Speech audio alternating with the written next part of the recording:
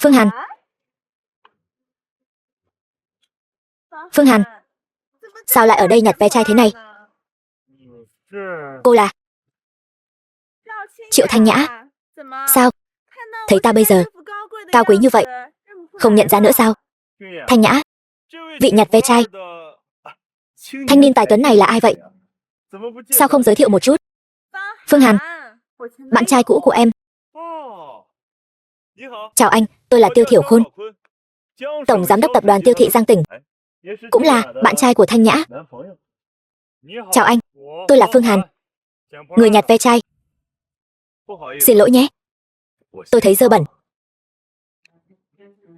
Hiểu, giống như chó, nhìn cái gì cũng thấy dơ bẩn. Mắt người dơ bẩn, nhìn cái gì cũng thấy dơ bẩn. Anh, Thanh Nhã, người bạn trai cũ của em, không phải dạng vừa đâu. Nhặt ve chai mà vẫn còn chanh chua thế. Nhặt ve chai có gì không tốt? Không trộm không cướp, đàng hoàng ngay thẳng. Phương Hàn, anh đã xa cơ lỡ vận đến mức nhặt rác rồi. Cơm cũng chẳng có mà ăn, tại sao vẫn cứng miệng thế hả? Tại sao anh vẫn không chịu cúi đầu? Chỉ cần anh chịu cúi đầu cầu xin ta, ta có thể nể mặt tình nghĩa trước đây, cầu xin Tiêu thiếu cho anh miếng cơm ăn. Phương Hàn ta không thích quỳ gối kiếm tiền, càng không thích làm cuốn của kẻ có tiền. Phương Hàn, ta ghét nhất cái bộ mặt thanh cao của anh. Sao? Nhặt rác làm anh đắc ý lắm sao? Cùng lắm thì đi ăn mày, không tiêu đời thì sẽ có ngày ngóc đầu lên, sao hả? Ta nhặt rác làm mất mặt cái đồ bạn trai cũ này hả? Anh có biết tại sao ta chia tay với anh không? Chính là vì anh không có chí tiến thủ, không tìm việc đàng hoàng, lại cứ phải đi nhặt ve chai. Việc làm tốt có rất nhiều, nhưng chỉ có công việc nhặt rác này mới có thể để tôi chăm sóc mẹ tôi. Được, anh hiếu thảo, anh thanh cao, anh giỏi lắm. Chúng ta đi. Sao? Thanh Nhã, em vẫn còn lưu luyến hắn ta sao? Tiêu thiếu, anh nói gì vậy? Sao em có thể còn lưu luyến một tên nhặt ve chai chứ? Em chỉ là thấy khó chịu cái bộ mặt thanh cao của hắn ta. Nghĩ đến việc trước đây em lại từng hẹn hò với hắn, em chỉ muốn nôn. Đồ ve chai vẫn có thể bán được tiền, cái này gọi là biến phế liệu thành vật có ích. Có vài người đã trở thành rác rưởi, còn có kẻ ngốc nhặt về xem như báu vật. Đời người thay đổi, lòng người đổi thay. Anh, vậy thì để hắn đến cái rách nát cũng không có mà nhặt, đến nhà chúng ta làm người hầu. Thằng nhóc, người cứ chờ đấy. Tiểu Hàn, đều là mẹ hại con, khiến con bị người ta coi thường, đến cả bạn gái cũng không giữ được. Mẹ, hiếu thuận không có gì đáng xấu hổ, nhưng mà bây giờ con, mẹ cha mất sớm, là mẹ tự mình nuôi con khôn lớn. Hơn nữa, chăm nết tốt, hiếu thảo đứng đầu. Con không chê mẹ xấu, chó không chê nhà nghèo. Chuyện này mẹ không thể nhúng tay vào được. Nếu con không thể làm việc, mẹ cũng sẽ chê con là gánh nặng. Bỏ con sao? Có người mẹ nào lại nỡ lòng nào bỏ con mình? Vậy chẳng phải được rồi sao? Cha mẹ nuôi con ngàn điều tốt, con cái chẳng báo đáp cha mẹ được gì. Trên thế giới này chính là những kẻ lòng lang dạ sói nhiều quá, nuôi con thú cưng cũng như con ruột vậy, lại không biết báo đáp cha mẹ. Tuy nói vậy, nhưng mẹ không thể nhìn con sống độc thân suốt đời. Mẹ không thể theo con cả đời. Con phải cưới vợ, sinh con. Mẹ không vội, đợi chữa khỏi bệnh cho mẹ rồi tìm cũng chưa muộn. Đợi con.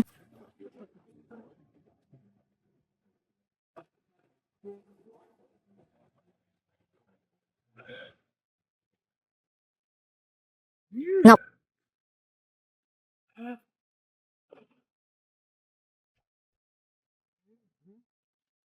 thứ này nếu tìm lão Lý mài giũa một chút, chắc có thể làm thành đồ trang sức. Lời rồi. Tiểu Hàn, sao vậy? Mẹ, không sao.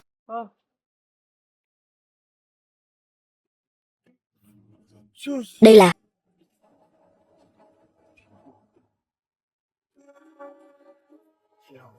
hoa mắt thôi. Tôi vừa rồi hình như thấy thiên cung. Ăn cơm thôi mẹ. Đang đút cơm sao? Đúng là đứa con hiếu thảo. Các người là... Ngươi không cần biết chúng ta là ai. Cứ đút cơm đi. Đút xong rồi, chúng ta tính sổ. Long ca, đại lão bản đã dặn dò, phải nhanh chóng xử lý hắn. Khốn kiếp. Ngươi không có mẹ sao? Ta Thiên Long tuy xấu, nhưng cả đời này chỉ kính trọng hai loại người. Một loại là thật nghĩa khí, một loại chính là thật hiếu thuận. Chuyện nào ra chuyện đấy. Mọi người, tôi không biết Tiểu Hàn đã đắc tội gì với các người. Tôi thay mặt nó xin lỗi các người. Các người tha cho nó đi. Nó là đứa trẻ tốt. Bà lão, chúng tôi cũng không còn cách nào khác. Nhận tiền của người, thay người tiêu tai. Nó đắc tội với lão bản của chúng tôi.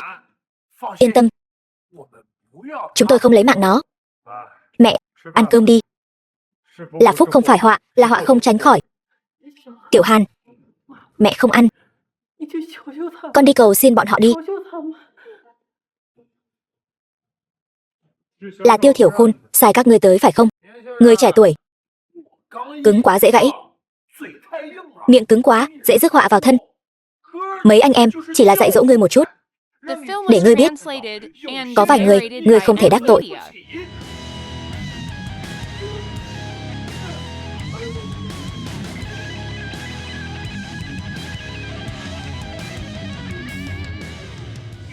Các người đừng đánh nó.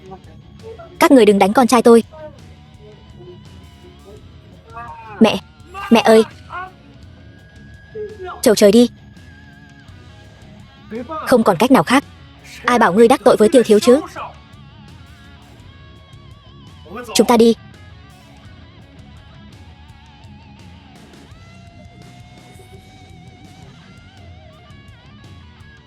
Thiên đình mấy vạn năm rồi, đều không có người phi thăng mới nào cả. Những thứ rác rưởi này đều không có ai dọn dẹp. Tội nghiệp cái thân già này. Thật là khổ quá. Thật là khổ quá. Tôi khổ quá. Đây là thứ gì vậy?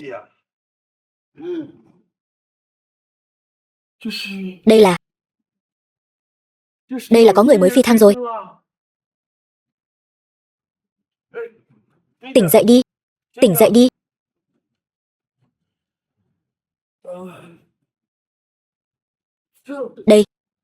Đây là đâu vậy?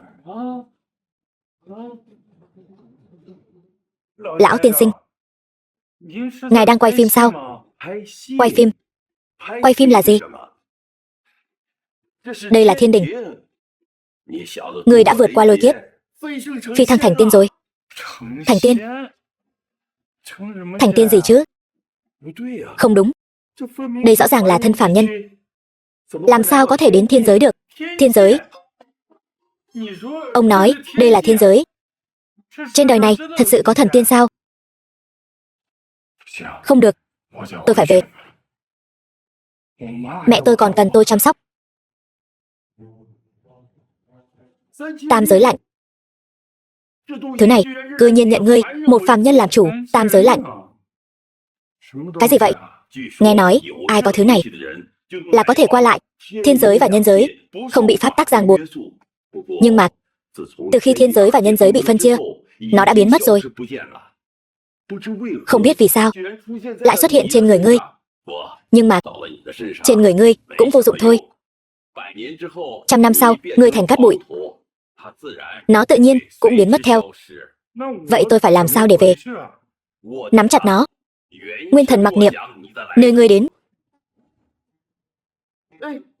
Khoan đã. Sao vậy? Đừng vội.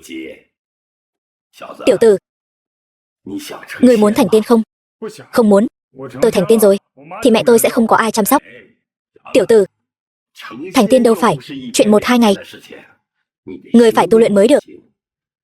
Chỉ cần ngươi đồng ý với ta một điều kiện, ta bảo đảm 100 năm sau, ngươi sẽ được lên tiên giới, trở thành tiên nhân. Điều kiện gì? Ngươi thấy những thứ này chứ? Thiên đình thiếu người. Những thứ phế phẩm, luyện khí, luyện đan này, không ai xử lý. Ta muốn mời ngươi cứ 3 ngày đến dọn dẹp một lần, mang về nhân giới. Mời ta nhặt ve chai sao? Được thì được. Nhưng ta ra ngoài rồi, còn vào được nữa không? Ngươi bây giờ không có chút tu vi nào, mỗi lần chỉ có thể ở đây một khắc. Nếu ngươi muốn làm, ta sẽ truyền cho ngươi pháp môn giám định. Ngày sau, ngươi chính là lâm thời thanh lý ti ti trưởng của ta. Ta làm tốt. Từ hôm nay, ngươi chính là một phần tử của lão quân cung này rồi. Ta nói cho ngươi mấy điều quy củ. Quy củ gì? Thứ nhất, phạm vi hoạt động của ngươi chỉ giới hạn ở đây, không được đi lung tung. Bên ngoài nơi này đều là trận pháp, cấm chế. Một khi chạm vào, ngươi tính mạng khó giữ. Được, ta nhớ rồi. Thứ hai, nếu ngươi gặp vị thần tiên khác đến đây, hỏi ngươi làm gì, ngươi nhất định phải nói nghe đạo quân giảng đạo, những chuyện khác hoàn toàn không biết. Giảng đạo. Đúng vậy. Ngươi không phải tiên nhân, không có tiên quả vị. Một khi bị người chấp pháp của thiên đình phát hiện, nhất định sẽ gặp đại họa. Được, ta biết rồi. Tốt. Vậy ban cho ngươi càn khôn túi, bắt đầu dọn dẹp đi.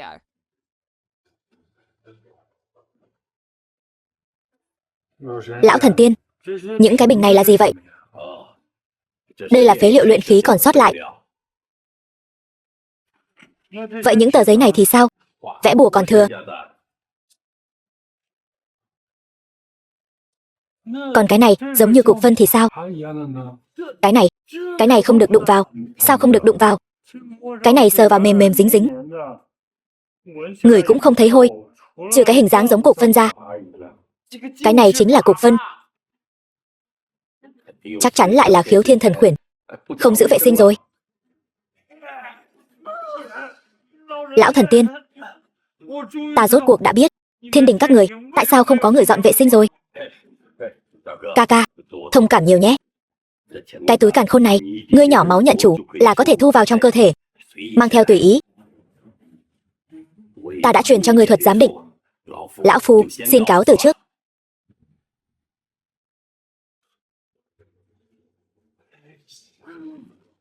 Ve chai của thiên đình để ở nhân giới đều là bảo bối. Cái này giám định thất thải lưu ly bình, có thể chứa nước tam giang ngũ hồ. Tiếc là đồ bỏ đi, ngay cả một hồ nước cũng không chứa nổi. Giám định thần hành phù, có thể đi ngàn dặm một ngày. Tiếc là cũng luyện hỏng rồi, ngay cả 10 dặm cũng không đi nổi. Giám định hay lắm. Trúc cơ đan, có thể trúc thành tiên cơ. Tiếc là luyện hỏng rồi, cũng chỉ để cho người thường dùng. Giám định, giám định, giám định, giám định, giám định, giám định, giám định, giám định, giám định.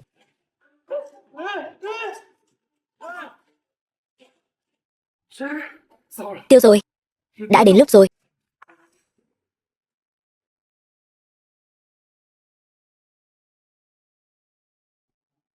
Về thôi.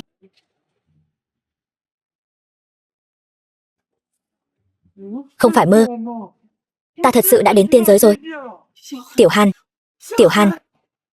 Mẹ. Tiểu Hàn, chậm thôi. Con không sao chứ? Con không sao mẹ. Con không sao, Tiểu Hàn. Nhà mình nghèo, có chuyện gì thì nhịn đi, rồi sẽ qua thôi. Nếu con có mệnh hệ gì, mẹ sao mà yên lòng được nữa. Mẹ, mẹ yên tâm đi. Sau này con sẽ không bao giờ nóng nảy nữa, sẽ không bao giờ để ai bắt nạt nữa. Mẹ, mẹ nghỉ ngơi trước đi. Con đi dọn mấy thứ đồ cũ này, bán lấy tiền.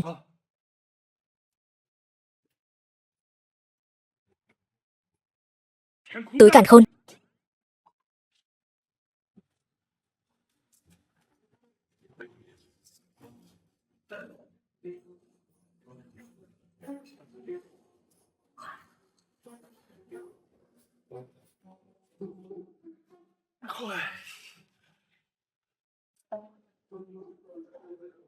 Mấy món đồ sứ này, đồ ngọc bích, cũng đổi được ít tiền.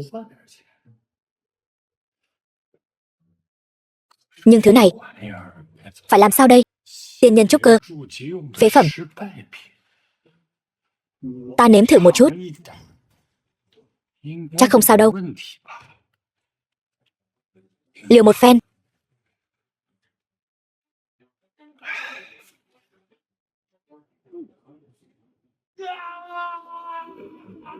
Tiểu Hàn, con sao vậy? Mẹ, mẹ, con không sao.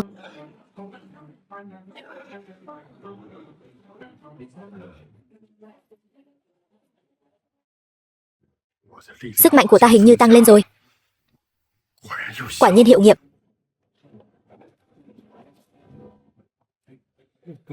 Thứ này là thần dược. Không biết cho mẹ uống. Có thể chữa khỏi bệnh cho mẹ không? Không được. Dược lực này quá bá đạo. Với thể chất của mẹ, căn bản không chịu nổi dược lực bá đạo như vậy. Hay là trước tiên bán hết mấy thứ này, đổi lấy tiền, bồi bổ sức khỏe cho mẹ, rồi tính tiếp.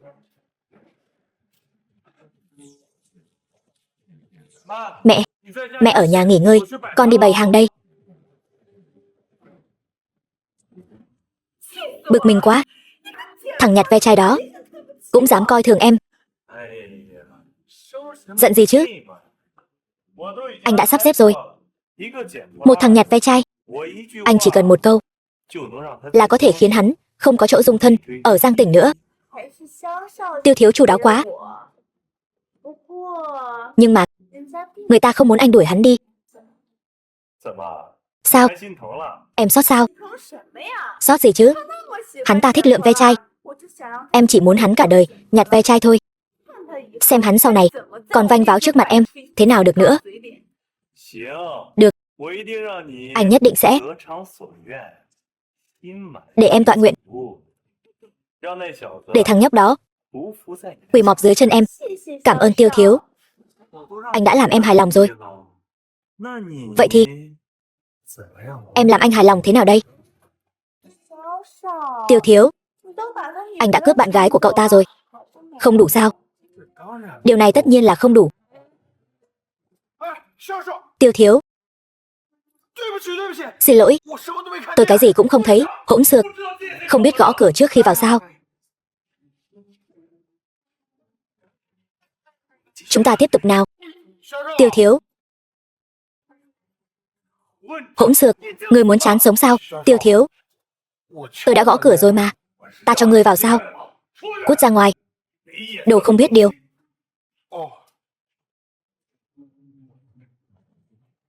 Suýt chút nữa bị tên đáng ghét này phá hỏng hứng thú. Chúng ta tiếp tục thôi.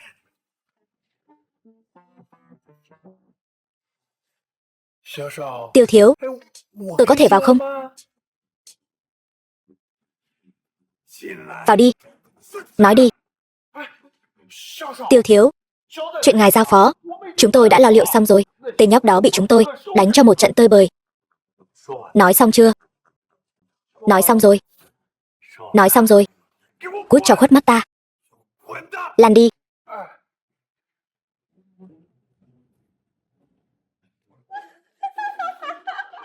Tiêu thiếu, hắn ta thật nghe lời. Anh bảo hắn lăn, hắn thật sự nằm bò ra đất lăn đi. Bảo ngươi lăn, người thật sự lăn sao? Ngươi lăn về cho ta.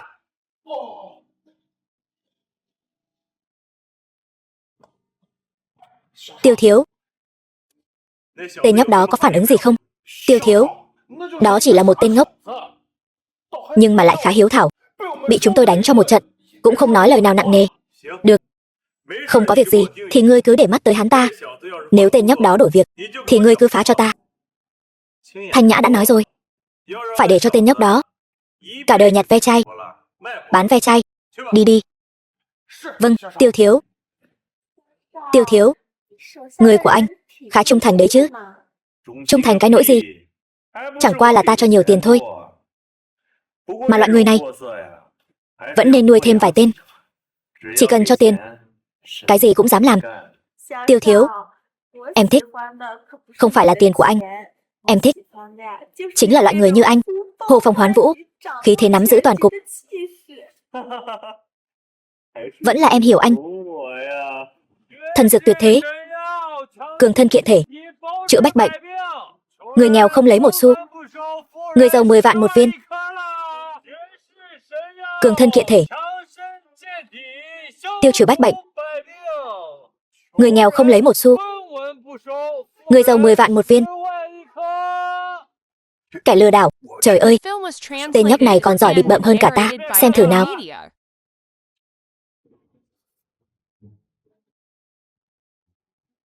Thần dược tuyệt thế đây, cường thân kiện thể, chữa bách bệnh đây. Mọi người lại xem nào. Chàng trai trẻ, ngươi nói thuốc của ngươi có thể cường thân kiện thể, bao trị bách bệnh. Không sai, thuốc tôi tự mình thử nghiệm qua. Tốt. Ngươi có thể nói cho ta biết, thuốc này của ngươi là thành phần gì? Được luyện chế từ những dược liệu nào? Cái này, bí phương độc quyền, không tiện tiết lộ. Được, cho dù là bí phương độc quyền của ngươi, vậy ngươi hẳn là biết xem bệnh chứ? Có chứng chỉ hành nghề y không? Trung y coi trọng, nhìn nghe hỏi sờ. Lại đây, ngươi xem thử, thân thể ta thế nào? Ta không hiểu y thuật. Tiểu tử, có từng nghe qua lương y trị bệnh, dùng y hại mạng. Lời nói có thể nói bừa, thuốc không thể ăn bừa. Ngươi tuổi còn trẻ, làm gì cũng được, sao cứ phải làm cái trò lừa đảo này?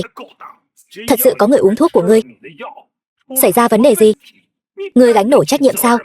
Ta không lừa người, ta không lừa người. Ngươi tự lo liệu đi. Nhân tâm bất cổ. Lão gia tử nói đúng đấy. Không hiểu y thuật thì chẳng ai tin.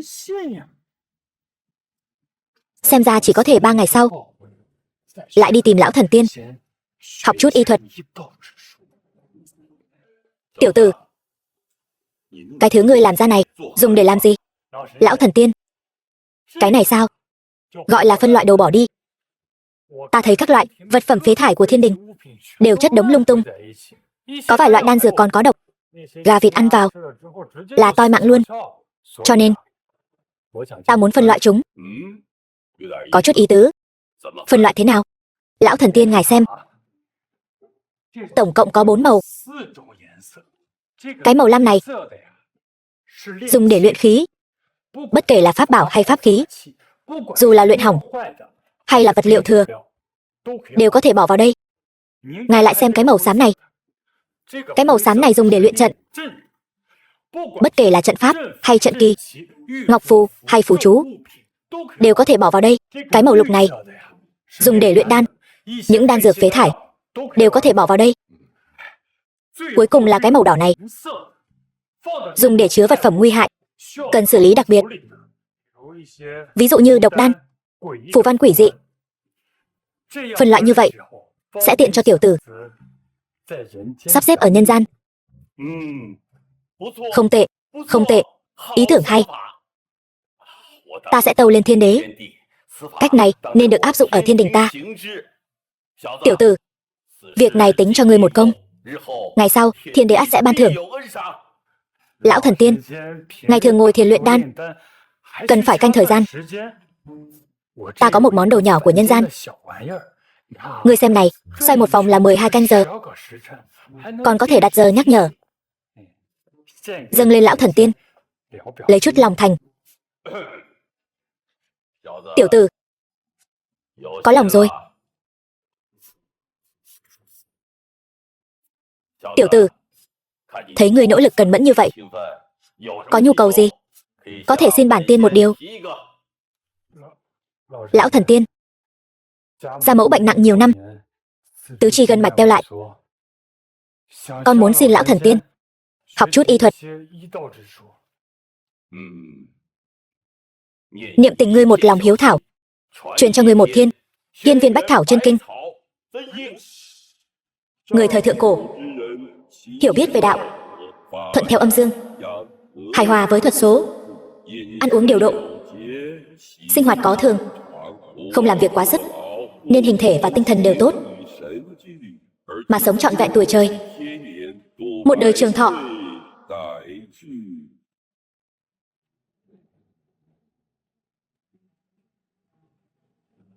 Mẹ, mẹ được cứu rồi. Một điểm linh quang hộ thiên môn, thiên viên chân nguyên hộ thân, thiên su thiên quyền giao quang, đi. Thiên đột đản trung khí hải, đi. Côn lôn thái tức dũng tuyền, đi. Hiểu một việc, hiểu mọi việc, khai thông kinh mạch, thông cầu trời đất.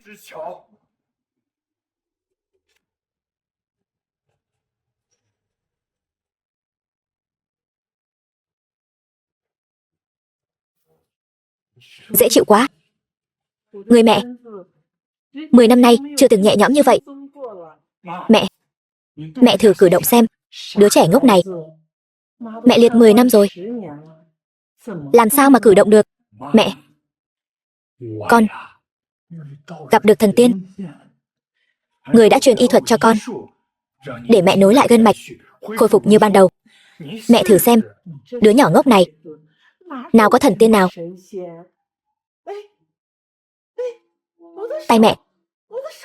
Tay mẹ cử động được rồi. Mẹ xuống thử đi 2 bước xem. Lại đây. Thần kỳ thật. Thần kỳ thật. 10 năm rồi, mẹ lại có thể đứng dậy được rồi. Mẹ, ngày tháng tốt đẹp còn ở phía sau. Có y thuật này, sau này tiền mình kiếm được, tiêu mãi cũng không hết. Phương Hàn, quỳ xuống. Mẹ, quỳ xuống.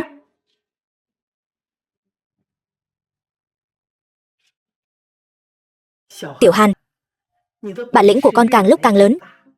Mẹ sau này cũng chẳng quản được con nữa. Nhưng mà nỗi đau ngồi xe lăn, mẹ đã trải qua 10 năm rồi. Con có y thuật cao siêu, thì càng phải có y đức. Kiếm tiền không phải là tất cả cuộc đời con. Điều con cần làm là chữa bệnh, cứu người. Mẹ yên tâm đi. Một mình con không thể cứu được bao nhiêu người. Sau này chúng ta sẽ mở tiệm thuốc, mở bệnh viện, chuyên cứu chữa những người không đủ khả năng khám chữa bệnh. Con trai, hôm nay mẹ nấu cơm cho con. Tiêu Thiểu Khôn, Triệu Thanh Nhã, ta không chấp nhặt với các ngươi. Mong các ngươi cũng biết điều, đừng đến làm phiền ta nữa. Buổi sớm tinh mơ chính là thời điểm tốt để tu luyện, không thể lơ là. Hãy nhắm mắt tĩnh tâm. Hít, thở. Thần dược tuyệt thế, cường thân kiện thể, chữa bách bệnh. Người nghèo không lấy 1 xu, người giàu 10 vạn 1 viên. Ai ở đây mà la lối om sòm thế này? Con đi đuổi hắn. Tu hành chính là tu tâm, không bị ngoại vật làm lay động. Tâm con loạn rồi, hãy kiềm chế lại. Nào, loại bỏ tạp niệm, tưởng tượng mình như một đứa trẻ sơ sinh, tròn trịa như một. Xem nào, thần dược tuyệt thế, cường thân kiện thể, chữa khỏi bách bệnh. Người nghèo không lấy 1 xu, người giàu 10 vạn 1 viên. Ông nội, ông nhìn hắn kìa, con tu hành chưa tới nơi tới chốn, mới bị ngoại vật làm lay động. Lại nào. Hít, thần dược tuyệt thế, người nghèo không lấy 1 xu, người giàu 10 vạn 1 viên. Ông nội, lão phu cũng tu hành chưa tới đâu, sắp bị cái thằng nhãi danh đó làm tức bốc khói rồi, lại ra ngoài lừa người. Đi thôi. Mời lại xem. Nhóc con, lần trước ta dạy dỗ người một trận, không biết hối cải, lại ra làm cái trò lừa đảo này. Hôm nay ta nhất định phải dạy cho ngươi một bài học. Lão gia đừng mà, tôi thật sự không phải kẻ lừa đảo. Người nghèo tôi không lấy 1 xu. Ý ngươi là chuyên lừa người giàu sao? Đúng vậy. Không phải lừa đảo, Nhóc con, ta đếm 3 tiếng. Dọn quầy hàng của ngươi đi. Nếu không, đừng ép lão phu phá tan cái quầy hàng rách nát của ngươi. Lão gia, ông nghe tôi. Không phải. Ông nghe tôi giải thích. Tôi không phải kẻ lừa đảo. Tôi cũng không lừa người giàu. Tôi chỉ dùng tiền của người giàu để giúp đỡ nhiều người nghèo cần tiền, chữa bệnh cứu mạng. Ngươi nói người cần tiền chữa bệnh là chính ngươi chứ gì? Chẳng phải vẫn là lừa đảo sao? Một, không phải tôi, là thật sự cần tiền chữa bệnh cho người ta. Cãi chảy cãi cối, khéo miệng. Nhìn ngươi nói chuyện là không thành thật rồi. Sao tôi lại? Hai, ông oan ức cho tôi rồi. Tôi thực sự là người tốt mà. Kẻ lừa đảo nào cũng dám nói mình là người tốt. Vậy tôi thành thánh nhân rồi còn gì. Ba, ông bị điên sao? Lão gia ông bị điên sao? Có dám để tôi bắt mạch không? Lần trước bảo cậu cho tôi xem, cậu không xem. Giờ thì trò lừa đảo đã lên cấp rồi. Thật hay giả? Thử là biết ngay. Nhóc con, người thật sự là không biết trời cao đất dày.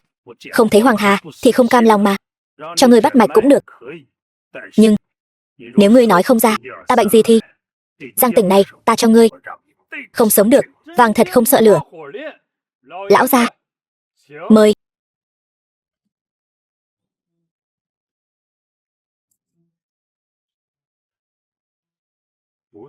Không đúng nha. Đồ lừa đảo. Không biết chính là không biết. Đừng có giả vờ nữa. Mạch tượng của lão gia so với người thường càng thêm mạnh mẽ. Hoàn toàn không giống mạch tượng của người tuổi lục tuần. Ngược lại giống như người tuổi tứ tuần vậy. Không đơn giản nha. Bọn lừa đảo bây giờ đều bắt đầu học văn hóa rồi. Tam thập nhi lập, tứ thập nhi bất hoặc, ngũ thập nhi chi thiên mạnh, lục thập nhi nhĩ thuận, thất thập nhi tòng tâm. Cả luận ngữ của Khổng Tử cũng biết. Lão gia là người luyện võ phải không? Chắc hẳn đã vào cảnh giới ám kình, cho nên mạch tượng khó hiểu. Nhìn thì mạnh khỏe, nhưng thực chất là mạnh mẽ mà không chắc chắn, e rằng có ẩn tật trong người. Nói bậy bạ. Ngươi biết ông nội ta là ai không?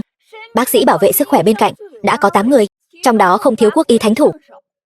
Tôi không quan tâm ông ấy là ai. Tôi chỉ biết ông ấy có bệnh, phải chữa. Ông nội, hắn ta chỉ là kẻ lừa đảo, chúng ta đi thôi. Lão gia, nhìn thì thân thể khỏe mạnh, nhưng thực chất mỗi ngày đều như có tảng đá đè nặng. Nếu không phải có võ công này thì e rằng đã quy tiên rồi. Vô lễ, ngươi dám nguyền rủa ông nội ta? Nguyền rủa? Tôi nói đều là sự thật. E rằng lão gia cũng tự biết rõ. Đây rõ ràng là năm xưa lúc luyện công để lại vết thương kín. Nói tiếp đi. Võ đạo chia làm 4 cảnh giới: minh kình, ám kình, hóa kình, đan kình. Minh kình luyện da, ám kình luyện gân, hóa kình luyện cốt, đan kình đã là cảnh giới thần tiên trần thế. Tôi nói không sai chứ? Không sai. Lão gia năm xưa chắc chắn là dựa vào mình còn trẻ khỏe mạnh, e rằng đã về với cát bụi từ lâu rồi. Hóa kình từ nay vô vọng không nói, giờ lại càng tuổi già sức yếu, huyết khí khô cạn. Vết thương kín này e rằng không áp chế được nữa. Nhảm nhí. Tiểu tử, người rốt cuộc là ai? Còn dám điều tra ta sau lưng? Ta chính là ta. Một người nhặt ve chai bình thường, người bình thường làm sao có thể nhìn ra vết thương kín trong cơ thể ta. Ông nội, người thật sự lúc trẻ luyện công quá vội vàng. Xin hỏi tiên sinh quý tính xưng hô như thế nào? Phương Hàn. Xin Phương tiên sinh chữa bệnh cho ông nội tôi. Lạc Tuyết nguyện khấu đầu tạ tội. Không dám, không dám. Ta một kẻ lừa đảo, sao dám nhận đại lễ như vậy? Ngươi, xin Phương tiên sinh cứ nói thật. Vết thương kín của ông nội tôi rốt cuộc có chữa được không? Chữa được, cũng không chữa được. Có ý gì? Muốn tiền phải không? Ngươi cứ nói một con số. Không phải chuyện tiền nong. Ngươi bày sạp ở đây làm gì? Muốn bao nhiêu, tự viết. 999.900.000. Tờ giấy này của ngươi, viết không hết. Ngươi cái gì mà ngươi? Ta chỉ muốn nói cho ngươi biết, có tiền cũng không thể muốn làm gì thì làm. Ngươi có lẽ rất giàu có, nhưng đừng nghĩ tất cả mọi người đều xem tiền quan trọng hơn mạng sống. Ta cái gì mà ta? Ta là một y giả. Mẹ ta đã từng dạy ta, y giả trước hết phải trọng đức. Cứu người là bổn phận của ta, kiếm tiền không phải. Theo lời ngươi, tất cả mọi người đều chỉ nhìn vào tiền. Vậy những người không có tiền thì sao? Không có tiền thì không chữa bệnh sao? Người không có tiền thì phải chờ trầu trời sao? Ta không phải. Không phải cái gì? Các người không phải thường dân, há có thể thật sự quan tâm đến mạng sống của thường dân sao? Ta không phải, ta không có không quan tâm đến mạng sống của người thường. Phương tiên sinh, xin lỗi. Cháu gái tôi cũng chỉ vì lo lắng quá thôi. Kiều gia ta luôn lấy nhân trị gia, tạo phúc một phương. Ngươi có thể đi hỏi thăm Giang tỉnh Kiều thị ta có bao giờ bắt nạt thường dân đâu. Giang tỉnh Kiều thị từng nghe qua. Lạc Tuyết, xin lỗi Phương tiên sinh. Xin lỗi. Phương tiên sinh, xin lỗi. Tôi không nên lấy lòng tiểu nhân, đau lòng quân tử. Nể mặt ông nội ngươi, ta tha thứ cho ngươi. Được, Phương tiên sinh. Anh nói xem như thế nào mới chữa bệnh cho ông nội tôi được. Chỉ cần anh nói ra, tôi đều đồng ý. Vừa mới dạy dỗ cô xong, lại mắc bệnh cao cao tại thượng. Ta cưới cô cũng bằng lòng sao? Anh. Được, chỉ cần anh chữa khỏi, tôi sẽ đồng ý. Thôi bỏ đi, tính cô quá xấu xa. Ta không thích. Anh, ta không phải không chữa, chỉ là thời cơ chưa tới. Ta còn thiếu vài vị dược liệu, cho nên có thể chữa, nhưng hiện tại không chữa được. Vậy xin hỏi Phương tiên sinh, rốt cuộc phải đợi đến khi nào mới có thể chữa? 3 ngày. 3 ngày sau, ta sẽ đích thân đến cửa chữa bệnh cho Kiều lão gia. Anh đừng có tưởng mình chữa không được, muốn kéo dài thời gian để bỏ trốn đấy nhé. Lạc Tuyết, không được vô lễ với Phương tiên sinh. Kiều đại tiểu thư, giữa người với người có chút tin tưởng được không? Ta đi tìm dược liệu. Ta chạy cái gì mà chạy? Kiều gia chúng ta, dược liệu gì mà không có? Anh nói đi, ta đi tìm. Chu quả 100 năm, các người có không? Không có. Nhân sâm trên 200 năm, các người có không? 100 năm trở lên, 2 củ được không? Cô có một lão công nặng 120 cân. Ta đổi cho cô thành 2 người 60 cân. Được không? Vậy? Đương nhiên là không được. Dược hiệu sai 1 ly, đi 1 dặm. Cho nên, một chút sai sót cũng không thể có. Chu quả mà anh nói, ta còn chưa từng nghe nói qua. Ta cùng anh đi tìm. Đại tiểu thư của ta, mỗi người đều có bí mật của riêng mình. Nơi ta đi, cũng chỉ có mình ta mới vào được. Đừng làm lỡ thời gian của Phương tiên sinh nữa. Phương tiên sinh, 3 ngày sau, ta ở Kiều gia, cung kính chờ ngài đại giá quang lâm. Ta nhớ kỹ anh rồi. 3 ngày sau, anh mà dám không đến, ta sẽ cho anh đẹp mặt. Tiên giới Thanh Lý Ti, lâm thời ty trưởng, Phương Hàn nghe sắc phong. Truyền tiên đế khẩu dụ, do Thanh Lý Ti lâm thời ty trưởng, Phương Hàn kiến nghị phân loại tài nguyên tu luyện, hệ thống thu hồi tái sử dụng, phổ biến thiên đình, khiến cho thiên đình sạch sẽ, được cải thiện rất nhiều. Tài nguyên tu luyện tiết kiệm đáng kể. Sắc lệnh cho y chính thức trở thành Thanh Lý Ti chính chức. Ngày sau phải tận tâm tận lực làm tròn trách nhiệm. Tạ ơn tiên đế bệ hạ. Chúc mừng Phương Hàn đạo hữu chính thức trở thành tiên quan tiên giới chúng ta. Đa tạ lão thần tiên tiến cử. Ngày sau nhất định dũng tuyển tương báo. Phương đạo hữu khách sáo. Ngày sau đạo hữu có thể gọi ta là lão quân hoặc lão quán đều được. Không dám. Lão thần tiên làm khó tiểu tử rồi. Xin hỏi lão thần tiên, chức Thanh Lý Ti ty trưởng của ta là phẩm cấp gì vậy? Cái này mà. Tiểu tử chỉ là người thường, nhưng nói cũng không sao. Tiên quan nơi tiên giới này được chia thành 18 phẩm cấp. Đạo hữu xếp hạng thứ 18. Thực ra thì chỉ là kẻ quét rác thôi. Tiểu tử tu hành thấp kém, có thể nhập tịch, đã là mãn nguyện rồi.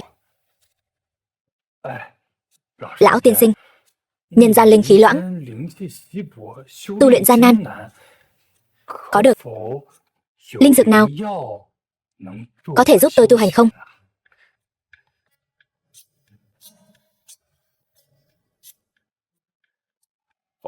Phương đạo hữu, ở đây có một khối tức thổ, một ít hạt giống linh dược. Sau khi gieo xuống, 1 ngày mọc rễ, 2 ngày nở hoa, 3 ngày kết trái. Đa tạ lão tiên sinh. Tạ ơn, tạ ơn. Đa tạ lão tiên sinh. Cái gì? Thằng nhóc đó định bợ được họ Kiều rồi. 3 ngày sau, còn phải chữa bệnh cho lão Kiều. Đúng vậy, lão gia tử họ Kiều này là hồ đồ rồi. Hay là bị thằng nhóc đó cho uống bổ mê thuốc lú rồi. Một kẻ nhặt rác có thể chữa bệnh sao? Tiêu thiếu, em nghĩ là Phương Hàn này, hắn ta luôn làm việc chắc chắn. Em lo hắn ta có phải thật sự có bản lĩnh gì không? Ngươi có phát hiện gì không? Không có phát hiện gì cả. Hắn ta mỗi ngày chỉ ăn cơm ngủ rồi nhặt ve chai, cùng mẹ đi dạo, chẳng có gì khác cả. Thanh Nhã, anh thấy bạn trai em là muốn tiền đến phát điên rồi. Lừa người lại dám lừa cả lão Kiều, e là hung nhiều hơn cát rồi. Đây đều là tự hắn ta chuốc lấy. Vốn tưởng có thể để hắn ta an ổn, nhặt ve chai cả đời. Không ngờ hắn ta không cam chịu tịch mịch. Có lẽ đây đều là số mệnh của hắn ta. Nhà họ Kiều thế lực lớn, lão già đó lại càng thâm sâu khó lường. Nếu không, Tiêu gia ta đã thống nhất Giang Tỉnh từ lâu rồi. Giá mà thật sự có bệnh thì tốt. Tiêu thiếu gia cũng là truyền nhân y đạo, không bằng đến xem thử. Vừa có thể vạch trần tên lừa đảo đó, kết giao với nhà họ Kiều. Thứ hai là có thể thăm dò tình hình nhà họ Kiều, xem lão gia họ Kiều này có phải là hư danh hay không. Thanh Nhã, em quả thật là nữ trung gia cát lượng. Anh có được Thanh Nhã như cá gặp nước. Tiêu thiếu gia gửi thiệp mời, 3 ngày sau đến nhà họ Kiều xem kịch. Đúng là đời người không đâu là không gặp gỡ. Phương Hàn, hôm nay ngươi không đi nhặt ve chai, sao lại đến đây? Tôi và hai người không có thâm thù đại hận gì. Chuyện trước đây tôi cũng không muốn so đo. Các ngươi đi đi. Phương Hàn, sao ngươi lúc nào cũng ra vẻ thánh nhân vậy? Ngươi thật sự cao thượng đến vậy sao? Vẫn khoác lên mình chiếc mặt nạ đạo đức giả, thực chất chỉ là một kẻ lừa đảo. Triệu Thanh Nhã, khi tôi và cô còn bên nhau, chúng ta không nói yêu thương nhau thắm thiết, cũng coi như là tôn trọng lẫn nhau. Sao giờ từ miệng một người 36 độ 5 như cô lại thốt ra những lời lạnh lùng như vậy? Phương Hàn, anh không cần phải ở đây nói lời cay nghiệt. Người khác không hiểu anh, tôi còn không hiểu anh sao? Tôi đến đây là để cứu mạng anh. Nghe tôi một lời khuyên, đừng lừa gạt người khác nữa. Từ đâu đến thì về đó đi. Nói như vậy, mọi người biết tôi đến đây làm gì không? Chữa bệnh. Một kẻ nhặt ve chai cũng dám nói mình có thể chữa bệnh. Vậy thì vỗ một con ruồi cũng có thể nói mình đi săn rồi. Phương Hàn, tình bạn một thời, tôi khuyên anh đừng tìm đường cùng. Đừng mơ tưởng đến chuyện trèo cao. Mạng của anh chỉ là đồ nhặt rác. Anh phải học cách chấp nhận số phận. Cãi nhau cái gì? Lạc Tuyết, nhà cô có một kẻ lừa đảo, tôi giúp cô đuổi hắn ta đi. Phương tiên sinh quả nhiên giữ lời hứa, mời vào trong. Lạc Tuyết, hắn ta chính là tên lừa đảo nhặt ve chai, mọi người đừng để hắn ta lừa gạt. Lạc Tuyết là cái tên mà anh có thể gọi được sao? Hãy gọi tôi là Kiều tiểu thư. Kiều tiểu thư, hắn ta thật sự là kẻ lừa đảo. Hắn ta là bạn trai cũ của Thanh Nhã, ở bên nhau 3 năm.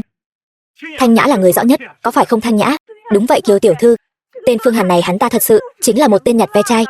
Cô đừng để hắn ta lừa gạt. Phương tiên sinh, không muốn giải thích một chút sao? Chưa từng nghe nói không nên xem thường người khác sao? Tôi và cô ấy đã chia tay 3 năm rồi, đừng nói là nhìn lại, còn phải dùng kính lúp để nhìn. Anh đừng ngụy biện nữa Phương Hàn, Kiều tiểu thư sẽ không bị anh lừa gạt đâu. Cô ấy thật sự là bạn gái cũ của anh sao? Nhãn quang của anh cũng chẳng ra gì. Tuổi trẻ của ai mà không gặp phải vài tên cặn bã chứ? Các người. Kiều tiểu thư, cô không tin tôi. Chờ chút nữa thật sự xảy ra chuyện, cô sẽ hối hận không kịp đâu. Phương tiên sinh là khách quý mà ông tôi mời đến chữa bệnh. Nếu mọi người có ý kiến, có thể tự ý rời đi. Cô, Phương tiên sinh, mời vào trong.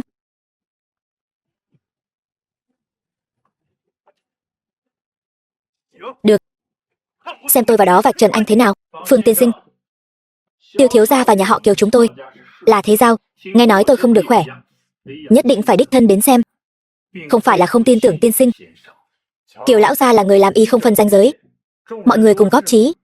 Hơn nữa tôi cũng muốn cùng truyền nhân của y đạo thế gia học hỏi giao lưu đôi chút. Nhóc con, lát nữa sẽ có lúc người khóc. Bắt mạch đi. Tôi đã chẩn đoán xong. Mời Kiều thiếu bắt mạch. Kiều lão, để tôi bắt mạch cho ngài trước. Nghe giọng nói đầy khí lực, trông sắc mặt hồng hào, giờ mạch khỏe mạnh vững chắc. Lão già này ít nhất cũng sống thêm được 30 năm nữa. Tiêu gia ta muốn thống nhất giới thương mại Giang tỉnh. Khó rồi. Tiêu thiếu, thấy sao? Kiều lão, thân thể trắng kiện, không có bệnh tật. Chẳng lẽ bị thằng nhãi này lừa rồi sao? Kiều lão tung hoành Giang tỉnh mấy chục năm, tôi lừa được Kiều lão sao? Ngươi nghĩ Kiều lão là kẻ ngốc sao? Kiều lão, để tôi xem kỹ lại lần nữa.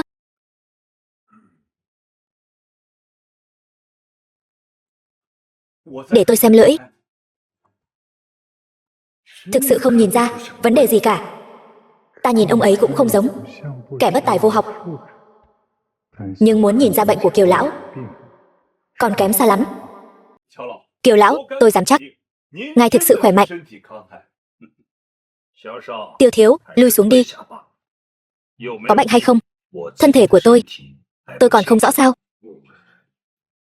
Mời Phương tiên sinh chẩn trị lại cho tôi một lần nữa, cũng như trước, không có gì thay đổi. Hiện tại có phương pháp chữa trị, còn cần Kiều lão xác nhận. Mời tiên sinh cứ nói thẳng.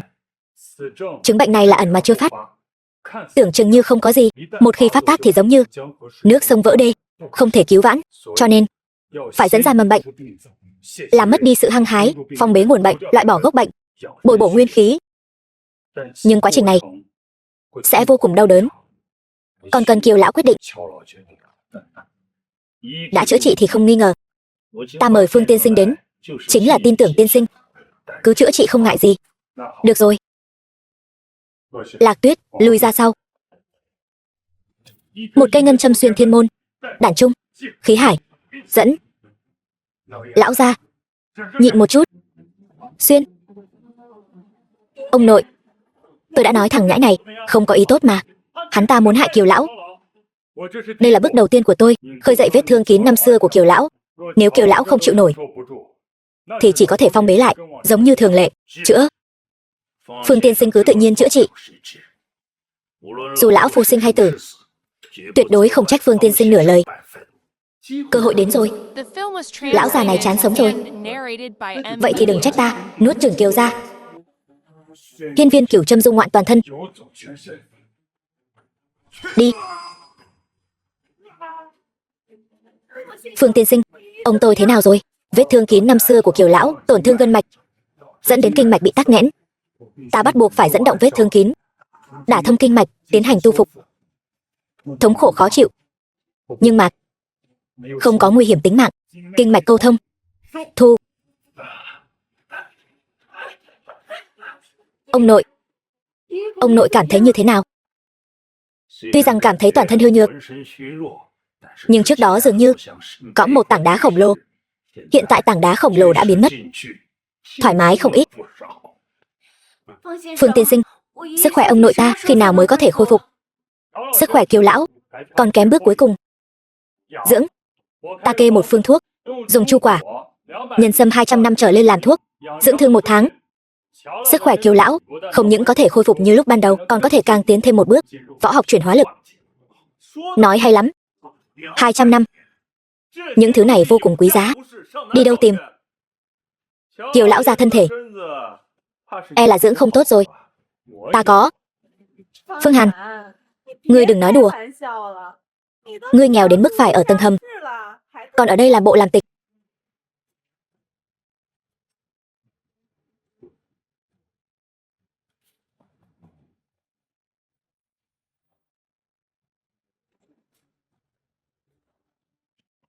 Nguyên vẹn, vẻ ngoài vô cùng hoàn hảo. Không thể nào, không thể nào. Thứ chân quý như vậy, ngươi làm sao có được? Có thể là bởi vì ta nhân phẩm tốt. Lạc Tuyết, chuẩn bị 10 triệu, làm phí khám bệnh cho Phương tiên sinh, đưa Phương tiên sinh về tận nhà. Vâng, ông nội. Chữa bệnh thôi mà 10 triệu. Phương Hàn, không ngờ ngươi cũng có ngày đổi đời. Ta thật sự nghĩ không ra. Ngươi rõ ràng có năng lực như vậy, tại sao không sớm bộc lộ ra? Nếu không ta cũng sẽ không. Sẽ không cái gì? Cô hối hận rồi. Hiện tại hối hận cũng còn kịp. Tiêu thiếu, Tiêu thiếu.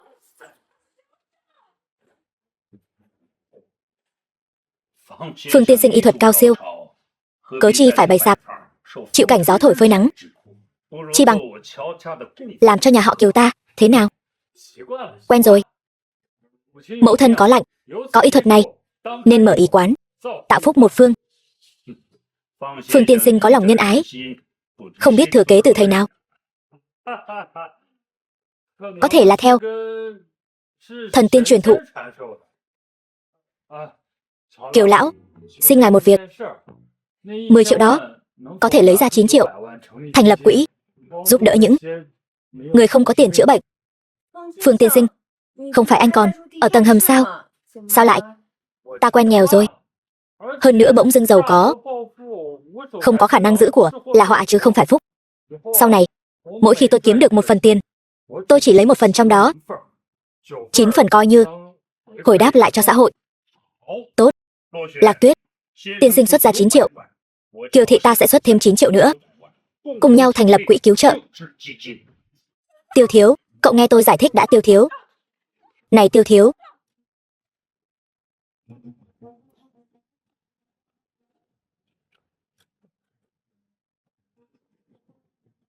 Tiêu thiếu, cậu nghe tôi giải thích đã.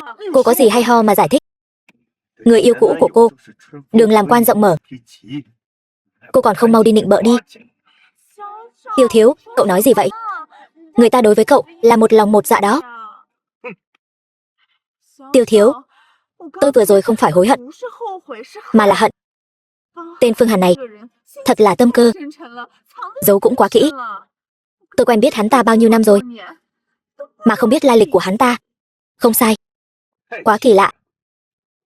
Rõ ràng là một người bình thường, lại không hiểu sao có được y thuật nghịch thiên. Trừ khi hắn ta có được thứ gì đó, cơ duyên không tầm thường. Đúng. Tôi phải điều tra cho rõ ràng, biến tất cả cơ duyên của hắn ta thành của tôi. Tiêu thiếu, tình trạng sức khỏe của Kiều lão gia cần thêm 1 tháng nữa mới hồi phục. Khoảng thời gian này, cơ hội của Tiêu gia chúng ta chẳng phải đã đến rồi sao? Đúng vậy. Đợi ông ấy hồi phục, Tiêu gia ta e rằng sẽ không còn cơ hội nữa. Chúng ta phải nhanh chóng ra tay, thâu tóm Kiều gia. Tiêu thiếu, sau khi thâu tóm Kiều gia, tôi muốn Kiều Lạc Tuyết làm người hầu cho tôi. Xem cô ta còn cao cao tại thượng thế nào nữa, đảm bảo sẽ làm cô hài lòng. Đến lúc đó, Giang Tỉnh sẽ là của Tiêu gia ta.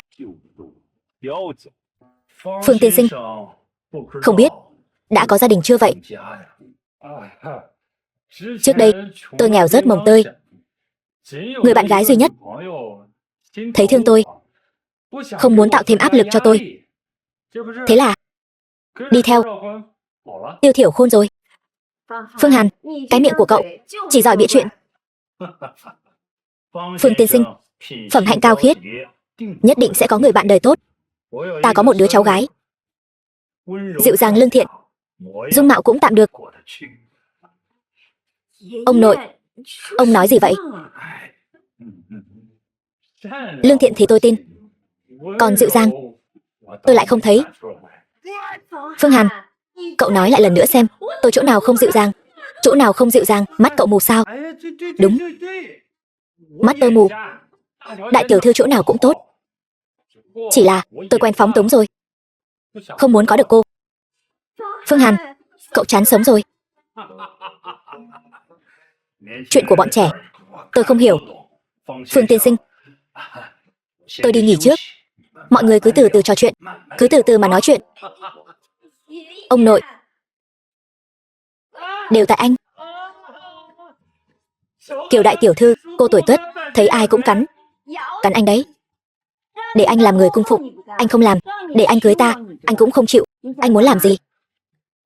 Vậy thì, đến Kiều thị tập đoàn của ta, làm lao công đi. Lương 3.000, đồ bỏ đi đều là của ngươi. Thu gom ve chai, được thôi. Anh thật sự muốn làm lao công sao? Ta chỉ có 3 sở thích lớn: thu gom ve chai, nhặt ve chai, còn có sau này chữa bệnh cứu người. Công việc này, tôi rất giỏi. Khi nào đi làm? Được, chỉ cần anh vui, hôm sau có thể đến. Hôm sau?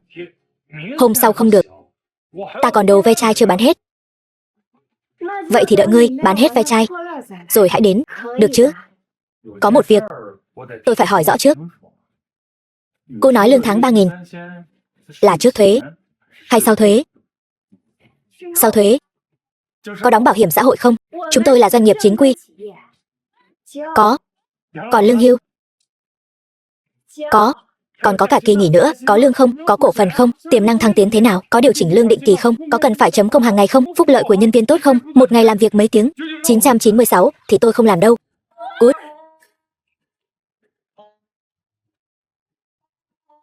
Kiều Lạc Tuyết, cô áp lực quá lớn, tích tụ trong lòng. Bây giờ hét lên, có phải tốt hơn nhiều rồi không? Cút. Anh đã đồng ý rồi đấy. 3 ngày sau, đến làm việc cho ta. Nhiệm vụ của các ngươi hôm nay là đi tìm lỗi cho ta, điều tra rõ lai lịch của tên nhóc đó. Tiêu thiếu, tên nhóc đó đã gặp tôi rồi, e là đã có phòng bị.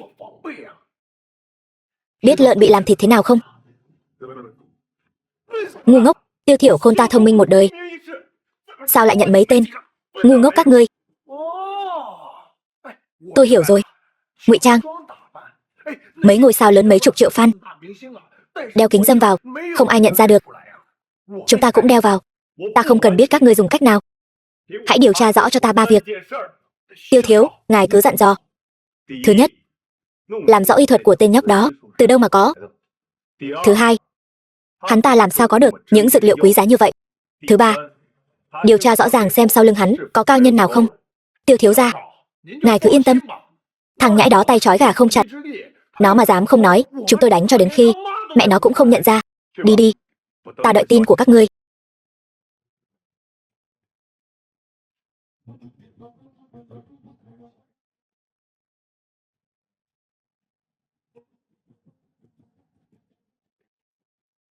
Lát nữa, tất cả đeo kính râm vào. Đến nơi nhìn theo ánh mắt của ta mà hành động. Ta ra hiệu thì các ngươi cứ ra tay. Vâng, Long ca. Đi, cưỡi chiến xa của chúng ta lên, chơi với thằng nhãi đó cho đã.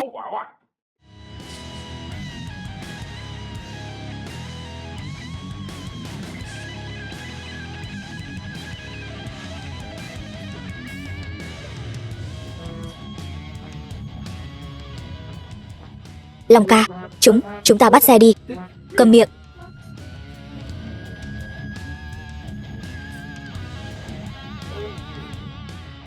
Cút nhanh lên, cút. Cút nhanh lên, cút. Thầy bói, cái này của ông. Bán.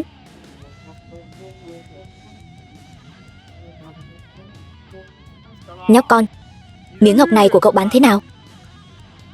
10 vạn. 10 vạn. Cậu còn đen hơn cả tôi nữa. Làm bằng vàng, nạm kim cương, cái này sao mà bán đắt thế? Đại ca, bây giờ ai còn đeo vàng đeo bạc nữa? Xến lắm. Người thật sự có tiền có quyền đều đeo ngọc bích cả.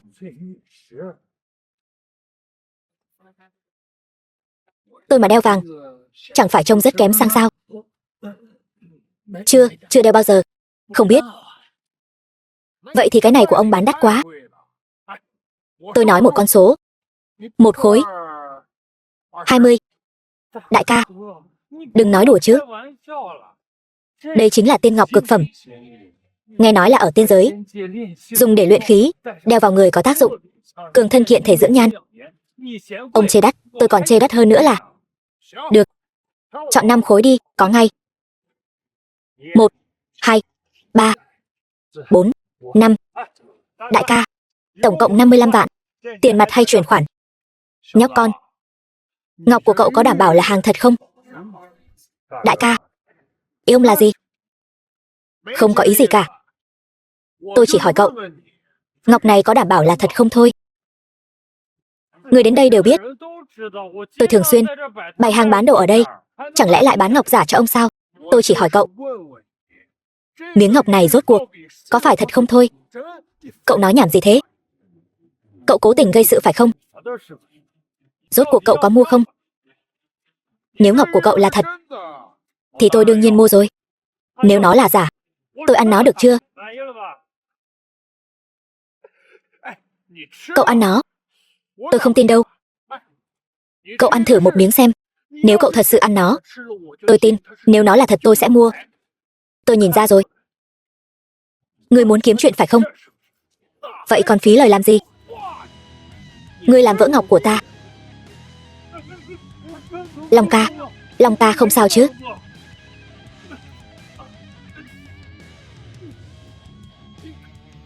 Xử hắn cho ta.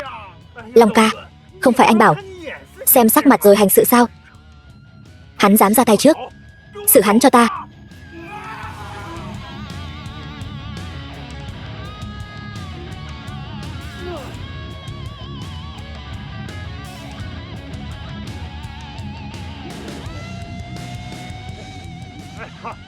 Xin lỗi nhé, vừa học được vài chiêu công phu, không kiểm soát được sức lực. Tiểu tử, ngươi cứ đợi đấy, chúng tôi sẽ không bỏ qua đâu. Đợi đã, ta cũng có nói, ta muốn bỏ qua đâu. Ngươi muốn làm gì? Nói đi. Ai phái các ngươi đến? Không nói phải không? Ngươi cho hắn một bạt tay. Không đánh phải không? Vậy ta cho ngươi một bạt tay. Tôi đánh. Long ca, tôi đánh còn nhẹ hơn hắn đánh. Anh cố nhịn một chút. Nói, ai phái ngươi đến? Tiểu tử, ngươi dám đánh ta? Không nói. Ngươi, ta cho hắn thêm một bạt tay nữa. Long ca, ngươi, anh nhịn chút nhé. Nói, ai phái ngươi đến? Tôi không nói. Không nói sẽ bị đánh. Nói ra sẽ mất mạng. Được, có khí phách. 3 người các ngươi vây thành một vòng cho ta. Ngươi đánh hắn hỏi hắn.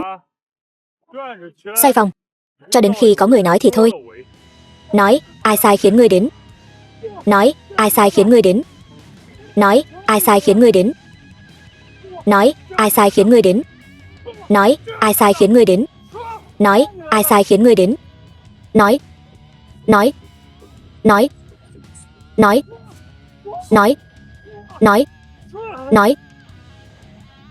Long ca, hay là nói đi. Cứ đánh thế này, chúng ta không sống nổi mất.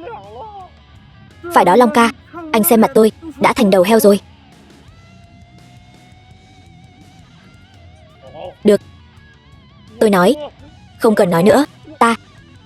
Từ lúc nhìn thấy các ngươi, từ lần đầu tiên ta đã biết, tối hôm đó ra tay với ta chính là mấy tên các ngươi. Bây giờ chúng ta huề nhau rồi. Phương Hàn, ngươi cũng quá tàn nhẫn. Ngươi biết sao không nói sớm? Vì sao? Tại sao không nói sớm? Đúng vậy, ngươi nói sớm đi. Ta chính là muốn cho các ngươi chịu chút thiệt thòi để nhớ đời. Đường ngay lối thẳng không đi, cứ phải đi đường tà. Ta không dạy dỗ các ngươi, sớm muộn cũng có người dạy dỗ các ngươi. Phương Hàn, Tiêu ông nội thế lớn, lời của Tiêu Thiểu Khôn chúng tôi không dám không nghe. Ngươi đối với thực lực của Tiêu gia chẳng biết gì cả. Ta khuyên ngươi đi càng xa càng tốt. Về nói với Tiêu Thiểu Khôn, Làm nhiều điều sai trái ắt sẽ gặp quả báo. Lại rơi vào tay ta. Ta cho hắn đẹp mặt. Một lũ ngu xuẩn. Ngay cả một tên ve chai cũng không xử lý được. Tôi nuôi các người làm gì? Tiêu thiếu. Thằng nhãi đó, võ công đột nhiên trở nên rất lợi hại. Chúng tôi đều không nhìn rõ. Đã bị hắn đánh bay. Ngươi, Tiêu thiếu. Xem ra chuyện này không trách bọn họ được. Ai cũng không ngờ tới Phương Hàn này lại trưởng thành nhanh như vậy. Cút, tất cả cút ra ngoài cho ta. Tiêu thiếu, bớt giận. Vì một tên Phương Hàn không đáng, Kiều gia mới là mục tiêu của chúng ta. Không sai. Biết chút võ công thì có gì ghê gớm.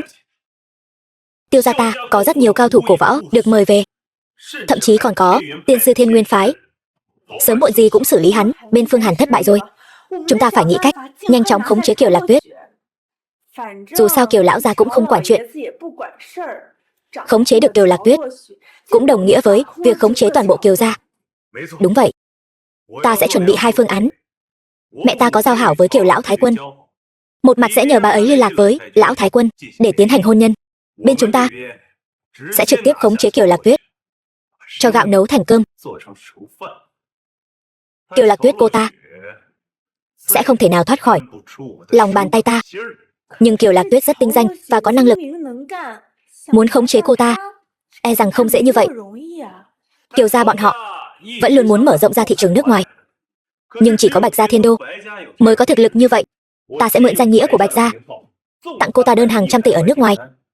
Không sợ cô ta không cắn câu.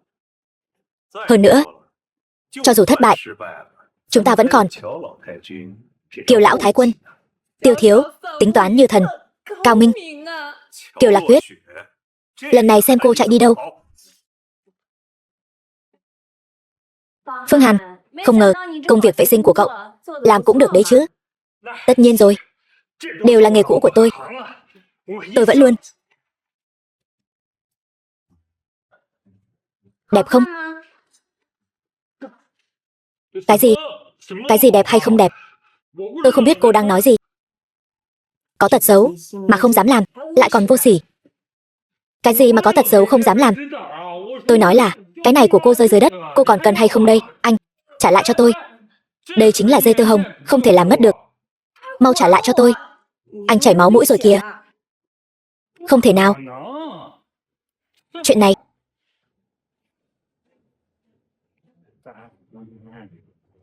Đưa đây. Lạc Tuyết, tin tốt đây, tin tốt lành đây. Tiêu Thiểu Khôn. Tin tốt gì vậy? Đáng để cậu đích thân chạy một chuyến, báo cho tôi. Đương nhiên là. Đây chẳng phải là Phương Thần Y sao? Sao lại ở chỗ Kiều tiểu thư làm dọn dẹp thế này? Tiền nhiều khó mua, tôi tình nguyện. Liên quan gì đến cậu? Kiều tiểu thư, đây là cô không đúng rồi.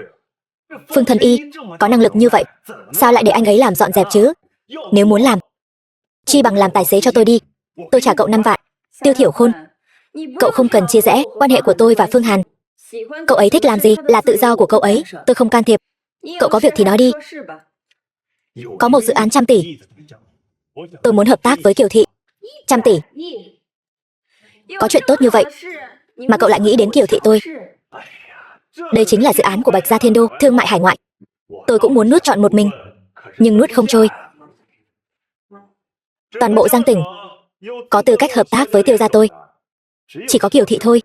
Bạch Gia Thiên Đô, cậu đừng có lừa tôi.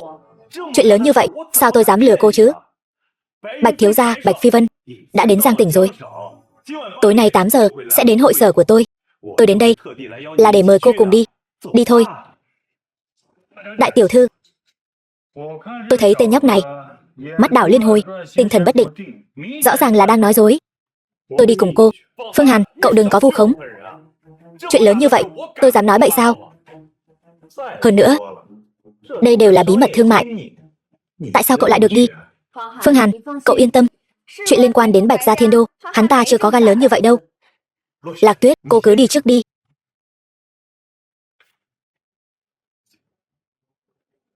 Chó cùng rứt dậu, thỏ khôn cũng cắn người.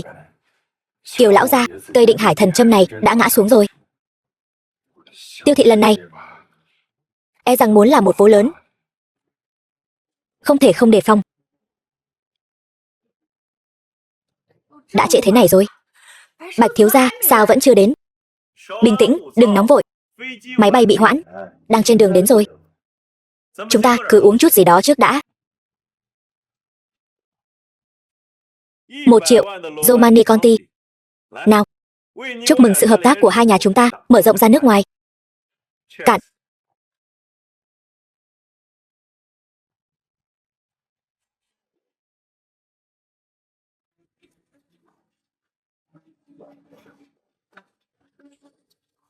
Sao lại choáng váng thế này?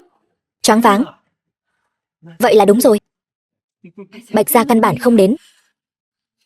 Ngươi dám dùng Bạch gia lừa ta? Lạc Tuyết, không thể trách ta lừa ngươi. Muốn trách, chỉ có thể trách ngươi quá ngây thơ. Ý gì? Các ngươi không có kiểu lão gia, cây định hải thần châm này, trấn áp. Ta chỉ cần khống chế được ngươi, là khống chế được toàn bộ Kiều gia. Hiểu không? Kiều tiểu thư, ngày thường ngươi cao cao tại thượng, không ngờ tới sẽ rơi vào tay chúng tôi chứ. Đây đều là toan tính của các ngươi. Phương Hàn sẽ đến cứu ta. Ngươi hãy bỏ cái suy nghĩ đó đi.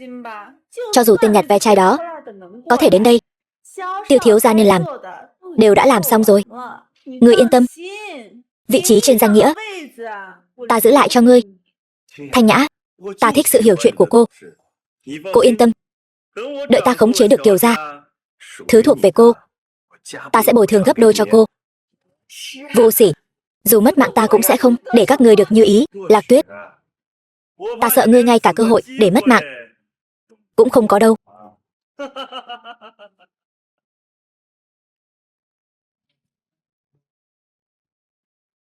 Ngươi tìm ai? Ở đây là hội sở tư nhân, không tiếp khách vãng lai.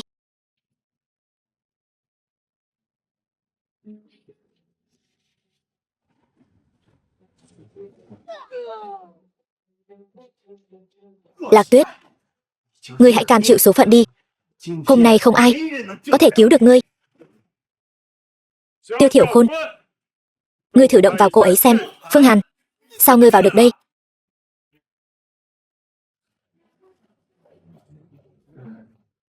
Phương Hàn, cuối cùng anh cũng đến. Không sao rồi, có ta ở đây, không ai bắt nạt được cô. Một lũ phế vật.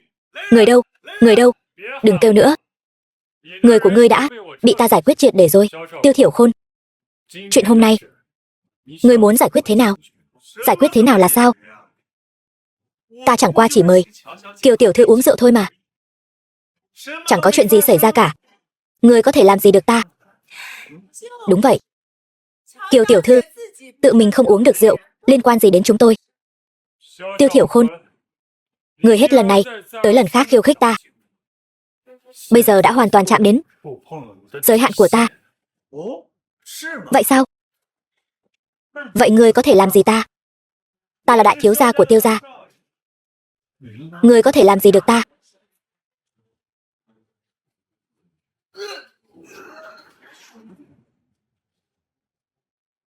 Ngươi nói xem có thể làm gì ngươi? Buông ra. Buông ra. Phương Hàn, mau thả Tiêu thiếu gia, ngươi đắc tội không nổi Tiêu gia đâu. Phương Hàn, thả tôi ra. Điều kiện gì cũng được. Tôi ra 10 triệu. Tôi biết cậu lập một quỹ chuyên giúp người cấp cứu trị bệnh. Tôi quyên góp 50 triệu. Tôi quyên góp 50 triệu. Tôi quyên góp 100 triệu giúp cậu làm từ thiện. Tôi chỉ có thể dùng bấy nhiêu tiền thôi.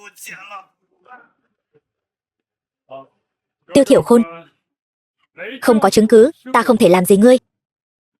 Nhưng vừa rồi chính ngươi nói quyên góp 100 triệu. Quyên góp đi. 100 triệu, tôi nhất thời không lấy ra được. Có thể trả góp không? Trả góp. Tiêu Thiểu Khôn, ngươi nhớ kỹ, ta chỉ là một kẻ nhặt ve chai. Có câu nói cổ nào nhỉ? Kẻ chân đất không sợ kẻ mang giày. Tôi quyên góp. Alo, lập tức chuyển cho quỹ của Kiều thị 100 triệu. Đừng hỏi tại sao. Lập tức, ngay lập tức. Tiêu thiếu, 100 triệu đã chuyển đến quỹ Kiều thị.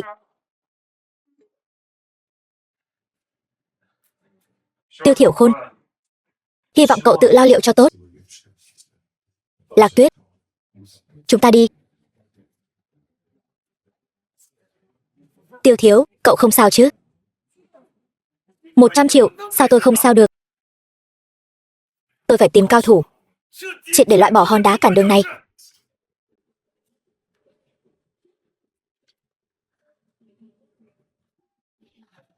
Phương Hàn, cảm ơn anh đã cứu tôi. Anh có thể đưa ra một yêu cầu, tôi đều có thể đáp ứng. Lại là điều kiện gì? Đều đáp ứng. Đây đã là lần thứ 2 rồi. Đúng vậy. Vậy nên, anh phải nắm chắc cơ hội. Nghĩ xem, thứ thật sự cần là gì? Tôi muốn cô. Phương Hàn, anh quá trực tiếp rồi. Anh thật bất lịch sự. Trực tiếp cái gì?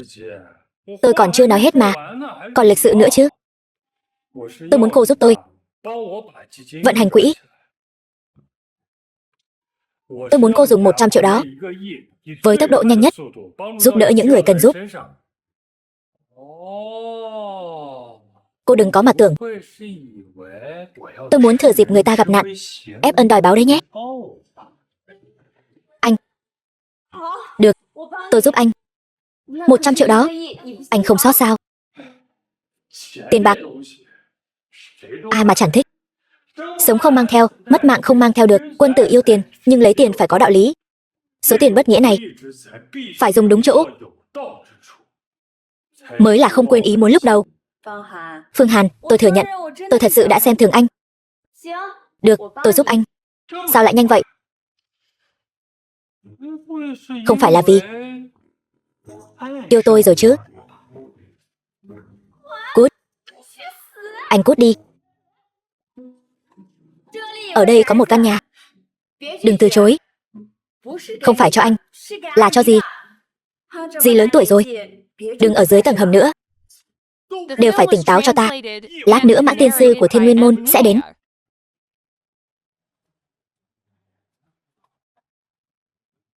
Nhanh.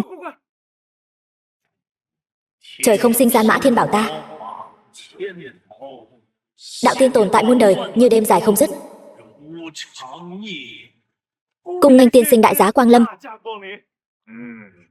Tiên sinh, mời vào trong. Nói trước đi. Ngươi phí công sức lớn như vậy, mời ta đến đây. Muốn đối phó với ai? Ta đi lấy mạng của hắn. Tiên sinh đường xa đến đây, nghỉ ngơi một lát trước đã. Chỉ là một tiểu tốt thôi, cứ để hắn nhảy nhót thêm một lúc nữa. Đi, uống trà. Cách nói chuyện của cậu thanh niên này ta rất thích. Yên tâm, chuyện của ngươi ta lo liệu. Đi thôi. Còn đứng ngây ra đó làm gì? Tiên sinh lớn tuổi rồi, sao còn chưa đỡ lấy? Không cần.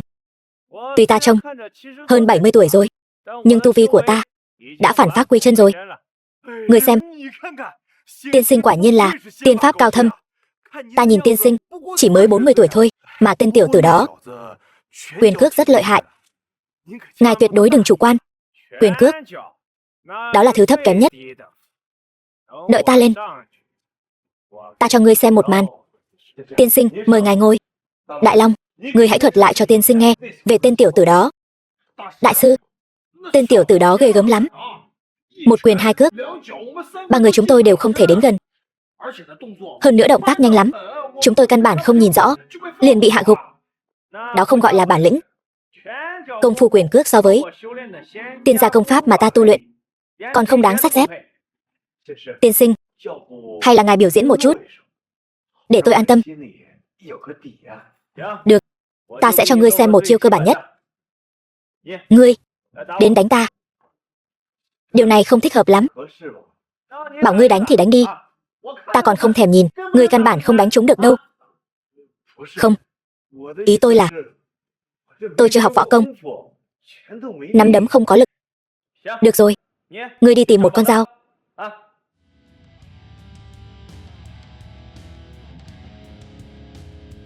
Nào, đâm ta đi.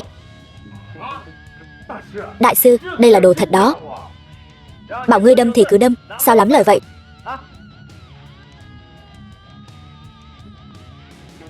Ngươi chưa ăn cơm sao?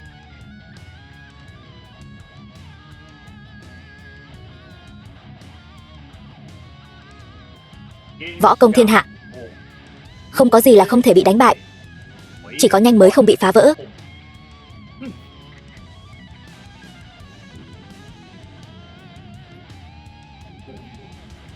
Đại sư hảo công phu. Cái này gọi là chuyên nghiệp. Đây chẳng là gì cả. Công phu thật sự của ta không phải là nhanh, mà là kiên. Kiên cố không thể phá vỡ. Nào, đổi dao khác. Tiếp tục đâm.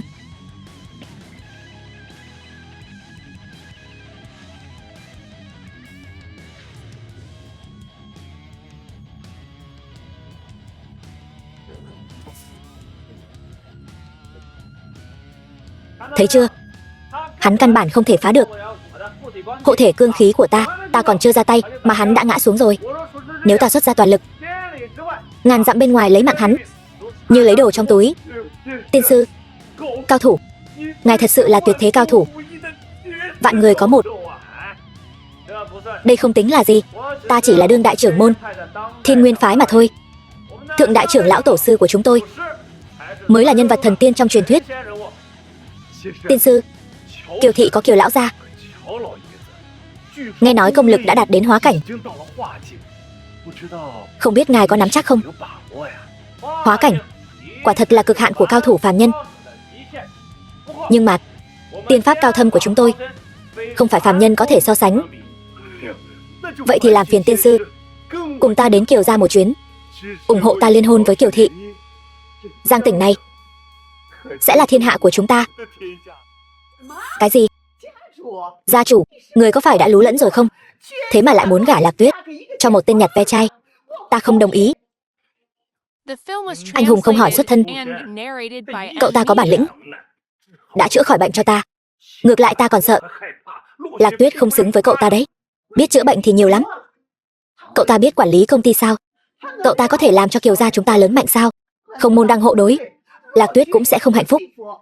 Tiền tài quyền thế, những thứ này đối với kỳ nhân như cậu ta đều là phù du. Ngược lại Lạc Tuyết gả cho cậu ta, có thể sẽ có tạo hóa không ngờ tới. Không được chính là không được. Tiêu phu nhân đã nói với ta rồi. Ta đã đồng ý liên hôn với Tiêu thị. Đây mới là cường cường liên thủ. Hơn nữa Tiêu thiếu gia sắp đến cửa cầu hôn rồi. Sao bà có thể tự ý quyết định?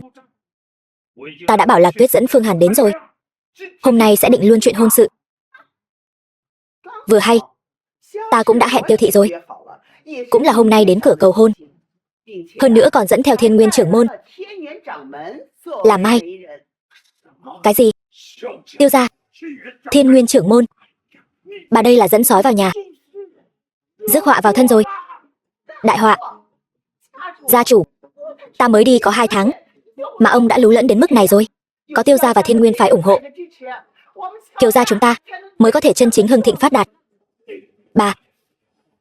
Bà sẽ hối hận đấy. Ông nội, con đưa Phương Hàn về rồi. Về thì về. Đưa người ngoài về làm gì? Chẳng lẽ còn muốn ta quỳ xuống nghênh đón sao? Lão Thái Quân, bà về khi nào vậy? Nếu ta không về nữa, Kiều gia sẽ bị các người khuynh gia bại sản mất. Ai cũng đưa về nhà. Lão Thái Quân, đây là Phương Hàn, đến để chữa bệnh cho ông nội. Chữa bệnh thì chữa bệnh. Chữa khỏi rồi, Kiều gia chúng ta sẽ hậu tạ. Tiền tài vật chất muốn gì được nấy. Nhưng đừng có ý đồ gì không nên có. Lão Thái Quân, ý đồ không nên có là ý gì?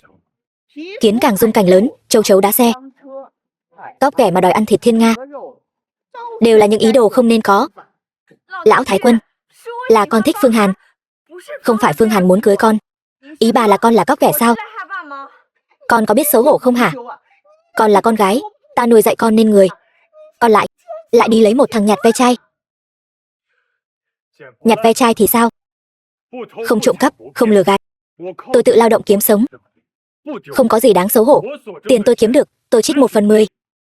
Kính lão đắc thọ. Yêu thương trẻ em, không hổ thẹn với trời đất. Lạc Tuyết, tôi nhất định sẽ cưới nàng. Ta khinh mơ giữa ban ngày. Đủ rồi. Ông nội, Phương Hàn nói đúng. Với bản lĩnh của anh ấy, tích lũy tài sản ức vạn chỉ là chuyện trong nháy mắt. Với y thuật của anh ấy, nếu chịu ra tay chữa bệnh, vô số quyền quý sẽ đổ xô đến. Lúc ta đi ông vẫn khỏe mạnh, chữa thành cái bộ dạng bệnh tật này cũng gọi là tài giỏi sao? Tôi thấy cũng chẳng ra sao cả. Lão Thái Quân nói đúng. Cái thằng nhặt ve chai này cũng chẳng có bản lĩnh gì. Tiêu thiếu gia, Mã trưởng môn Thiên Nguyên, hai vị đến rồi. Lão Thái Quân, hôm nay tôi đến cầu hôn, không chỉ mang đến canh đầu tư nước ngoài, mà còn có cả Mã lão làm mai. Nếu ông ấy ra tay, nhất định có thể giúp Kiều lão gia khôi phục sức khỏe như xưa. Mã Thiên Bảo này có vẻ cũng là người tu hành. May mà lần trước ta được lão thần tiên truyền thụ tiên pháp chân chính, nếu không e rằng sẽ gặp rắc rối thật. Tốt, Tiêu thiếu gia quả là cao thủ. Lạc Tuyết nhà chúng tôi và cậu mới là trời sinh một cặp. Phương Hàn, y thuật mà anh tự hào nhất đối với tôi chẳng là gì cả.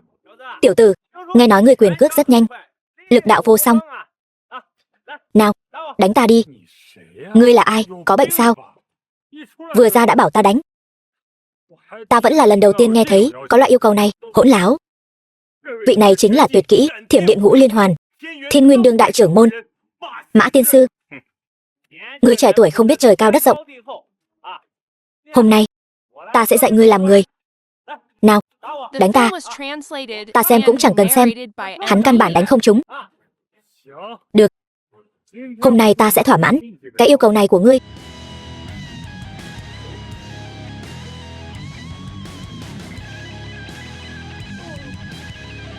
Mã tiên sư, Mã tiên sư, tiên sư, tiên sư.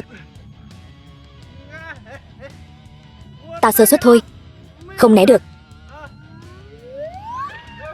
Mã tiên sư, ta còn tưởng mạnh lắm, không ngờ lại không chịu nổi.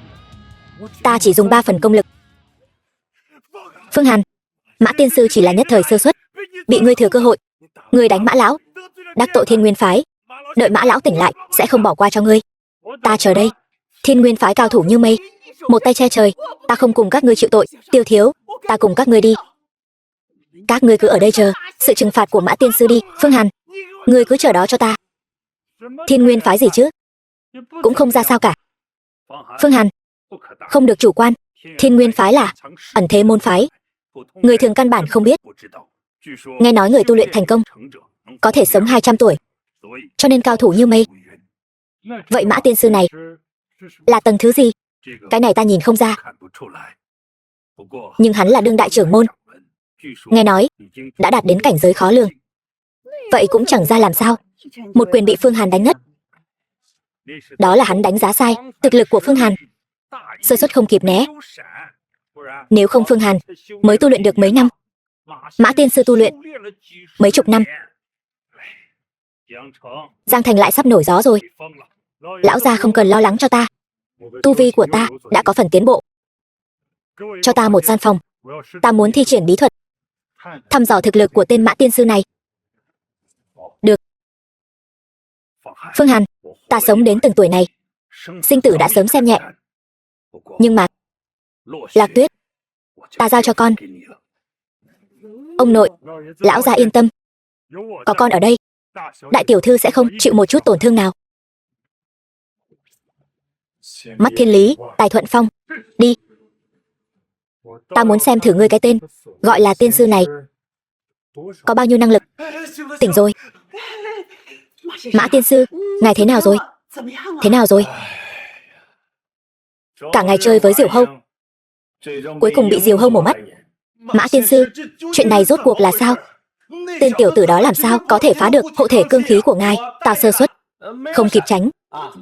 Không ngờ tên tiểu tử đó không chỉ tốc độ nhanh, mà còn sức lực lớn vô cùng.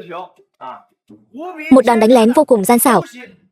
Ta một lão trưởng môn hơn 70 tuổi bị đánh lén, không phải ngài để hắn đánh sao? Mắt phàm của các ngươi căn bản không thể nhìn rõ. Ta chỉ muốn dĩ hòa vi quý, cùng hắn điểm đến là dừng. So tài một chút thôi, hắn tung một cú móc trái, ta đưa tay ra đỡ. Thực ra ta đã chặn hắn lại, tiến thêm một bước ta có thể. Tiến thêm bước nữa, ta sẽ có thể móc mắt hắn. Ta nghĩ lúc đó hắn nên nhận thua. quỳ xuống cầu xin, nhưng ngài đã đỡ được. Sao vẫn bị đánh trúng? Các ngươi không hiểu. Tên tiểu tử đó rất gian xảo. Hơn nữa hắn không chỉ có công phu quyền cước thông thường, e rằng đã đạt đến cảnh giới hóa kình. Hơn nữa trong nắm đấm của hắn có thuốc mê, khiến ta mê man toàn thân mềm nhũn, mới không đỡ được. Tên tiểu tử này quả nhiên âm hiểm xảo quyệt, vậy mà lại lén luyện đến cảnh giới hóa kình. Thiên sư, vậy phải làm sao? Ngài còn có thể chế ngự hắn không? Ta sẽ dùng tuyệt kỹ của ta, Thiểm Điện Ngũ Liên Hoàn, triệt để giải quyết hắn. Mã tiên sư, ngài muốn thi triển tuyệt kỹ Thiểm Điện Ngũ Liên Hoàn sao? Ta chỉ mới nghe nói, còn chưa từng thấy. Tên tiểu tử đó không đơn giản, e rằng còn có âm chiêu khác. Tuyệt kỹ của ngài có hiệu quả không? Trước sức mạnh tuyệt đối, tất cả đều là hư ảo. Bây giờ ta sẽ cho các ngươi xem thử tuyệt kỹ của ta. Lùi lại.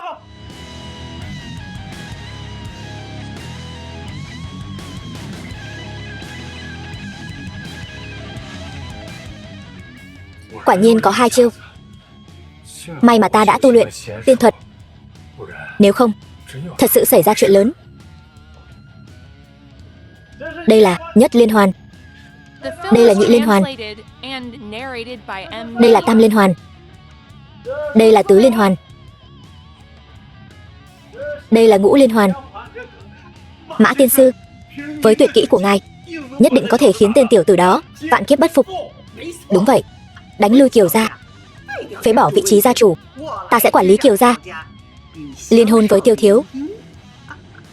Ta không chỉ muốn tên tiểu tử đó trắng tay, ta còn muốn hắn thân bại danh liệt. Thanh Nhã, lần này đến lượt cô ra tay rồi. Với sức hút của cô và đoạn tình cảm giữa hai người, không sợ hắn không dính bẫy. Tiêu thiếu, ngài cứ yên tâm. Điểm yếu của Phương Hàn tôi nắm rõ trong lòng bàn tay. Lần này tôi nhất định có thể nắm hắn trong lòng bàn tay. Tôi luôn đối xử tốt với mọi người, không ngờ luôn có kẻ muốn hãm hại tôi. Đây là ép tôi ra tay đây mà. Tiêu Thiểu Khôn, Triệu Thanh Nhã, tôi sẽ chơi cùng các người cho đã. Phương Hàn, Triệu Thanh Nhã, cô đến làm gì? Không có gì, tôi chỉ muốn đến thăm anh thôi. Thăm tôi? Cô không bị bệnh chứ? Cô không phải đang hẹn hò với Tiêu thiếu sao? Không sợ anh ta giận sao? Phương Hàn, anh có biết không, em rất nhớ khoảng thời gian trước đây chúng ta ở bên nhau. Anh đối xử với em rất tốt, thật sự, chỗ nào cũng tốt. Ngay cả khi em trước đây rời bỏ anh, cũng chỉ là muốn kích thích anh một chút, để anh có chí tiến thủ. Nếu không phải ta đã nhìn thấy sự thật trước, ta thật sự đã tin rồi. Ta xem cô định giở trò gì đây? Tinh thần cầu tiến tôi có chứ. Tôi không phải mỗi ngày đều làm việc quần quật sao? Chỉ là công việc của tôi, cô xem thường thôi. Phương Hàn, em biết, bây giờ em cuối cùng cũng biết là em đã sai rồi. Thật ra có bao nhiêu của cải cũng không quan trọng. Điều quan trọng là phải có một người thật sự hiểu mình, yêu mình, thương mình. Hỏi thế gian tình là gì? Diễn, cứ tiếp tục diễn đi.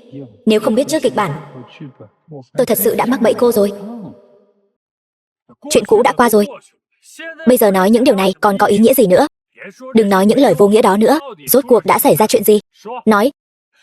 Không sao cả, thật sự là muốn nhìn anh lần cuối. Em yêu anh, vĩnh biệt anh. Vĩnh biệt.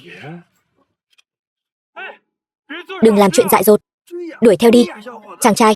Đuổi theo đi chàng trai trẻ. Diễn quá đạt. Tôi phải phối hợp một chút chứ.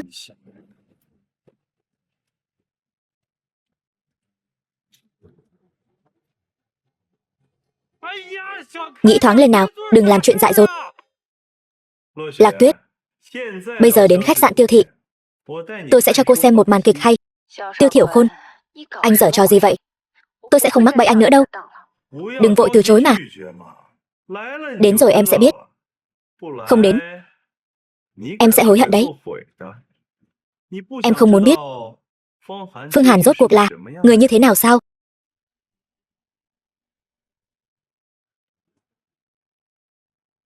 Thanh Nhã, để tôi mất mạng đi được không? Giỏi thật. Để dụ tôi mắc câu khổ nhục kế cũng dùng đến. Phương Hàn, anh cứ để tôi mất mạng đi. Rốt cuộc đã xảy ra chuyện gì? Em nói cho tôi biết đi. Còn nữa, vết thương trên người em là sao vậy? Tiêu Thiểu Khôn, hắn ta căn bản không phải người. Hắn ta chính là một tên súc sinh. Tên súc sinh. Thôi nào, em cứ từ từ nói. Lúc đầu tôi cứ tưởng hắn ta thật lòng yêu tôi. Không ngờ sở thích của hắn ta đặc biệt tàn nhẫn, ép tôi làm những chuyện tôi không muốn làm. Chỉ cần tôi không nghe theo hắn ta liền đánh tôi, còn dùng người nhà tôi để uy hiếp tôi nữa. Tên súc sinh. Chúng ta làm hòa đi Phương Hàn. Chúng ta quay lại như trước được không? Thanh Nhã, em buông ra trước đã. Em không buông. Lần này dù thế nào cũng sẽ không buông anh ra nữa. Có gì từ từ nói. Em buông ra trước đã. Em không buông đó. Em không buông trừ khi anh hứa với em. Có phải anh chê em rồi không? Anh không có. Anh nghe này, em và Tiêu Thiếu chưa từng xảy ra chuyện gì cả. Em xin thề với anh, hắn ta chưa từng được thể hiện một lần nào. Đừng diễn nữa. Tôi sắp nôn rồi đấy. Được rồi, tôi tin em. Em đứng dậy đi. Đúng là một màn kịch hay mà. Phương Hàn ơi là Phương Hàn. Không ngờ anh lại là loại người này. Kiều tiểu thư, Tiêu thiếu gia. Phương Hàn hắn ta đối với tôi, chỉ cần tôi không nghe hắn ta thì hắn ta sẽ đánh tôi, còn uy hiếp tôi nữa. Hai người phải làm chủ cho tôi. Không phải như cô ta nói đâu. Các người nghe tôi giải thích. Đừng giải thích nữa. Giải thích là ngụy biện. Chúng tôi đều hiểu. Kiều tiểu thư, lần này cô đã thấy rõ Phương Hàn là loại người gì rồi chứ? Thấy rõ rồi. Phương Hàn, tôi không ngờ anh lại là loại người như vậy. Đúng, vô liêm sỉ, lừa gạt tình cảm của Kiều tiểu thư. Nhưng mà tôi thích. Phương Hàn, tiếp tục đi. Tôi không ngại có thêm chị em đâu. Cái gì? Kiều tiểu thư, cô có bị lú lẫn không vậy? Hắn ta phản bội cô như thế mà cô còn tha thứ cho hắn. Đương nhiên phải tha thứ rồi. Hắn ta cho tôi xem cảnh cô và Tiêu thiếu diễn cho tôi một vở kịch hay như vậy. Đã ghê. Diễn kịch gì chứ? Đây là sự thật. Cô tận mắt chứng kiến mà còn tin hắn ta sao? Cô bị lú lẫn rồi. Thôi đi, đừng giả vờ nữa. Nhất cử nhất động của các người tôi đã biết từ lâu rồi. Biết đây là cái gì không? Ý gì? Tiêu Thiểu Khôn, hắn ta căn bản không phải người. Hắn ta chỉ là một tên súc sinh. Được Phương Hàn, coi như anh thoát được một kiếp. Chúng ta cứ chờ xem. Chúng ta đi về nói với Mã Thiên Bảo, biết điều thì cút khỏi Giang Tỉnh ngay. Nếu không lần sau sẽ không may mắn như vậy đâu. Phương Hàn, anh tưởng chỉ có mình anh thông minh sao? Các người đã trúng kế điều hổ ly sơn của tôi rồi. Mã tiên sư và lão thái quân đã đến Kiều gia rồi. Đợi các người quay về, Kiều gia sẽ đổi chủ. Phương Hàn, lão thái quân và Mã tiên sư e là sẽ bất lợi cho ông nội tôi. Yên tâm, bọn họ đến cửa cũng không vào được. Tôi đã để lại bùa phong ấn rồi. Giờ quay về giải quyết bọn họ luôn.